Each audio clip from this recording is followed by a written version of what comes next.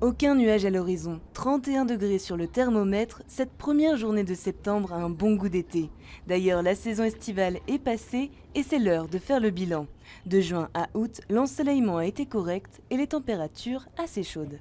Si on regarde l'ensemble de l'été, on se situe à 18 degrés et 3 dixièmes à Uccle, alors que la normale c'est 17 degrés et 9 dixièmes. En fait, ça nous place à la 18e place des étés les plus chauds depuis 1833, début des relevés en région bruxelloise. Maintenant, il faut un peu nuancer.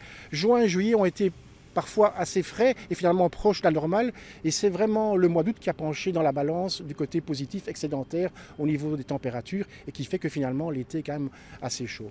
Un été ensoleillé chaud mais avec un bilan bien arrosé. Si le nombre de journées pluvieuses est dans la norme, avec 40 jours de pluie pour une moyenne de 42 jours, c'est du côté de l'intensité des précipitations qu'il y a une nette différence. Il est tombé 324 litres par mètre carré, l'équivalent de 2 grandes baignoires, contre une moyenne de 234 litres par mètre carré, soit une baignoire et demie. Et ça a été souvent lié à des phénomènes orageux. On se rappelle malheureusement notamment du 9 juillet quand il y a eu un très gros orage dans la région bruxelloise où il y a eu un décès d'un nourrisson au parc de Wolvendal.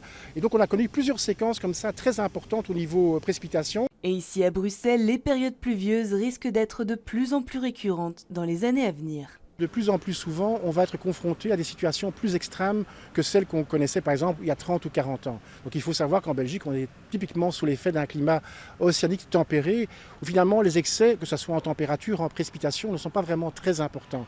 Or, dans le futur, on risque de rencontrer des périodes sèches plus durables, mais qui seront suivies parfois par des périodes pluvieuses très intenses également. Et donc on aura plus d'extrêmes au niveau météorologique.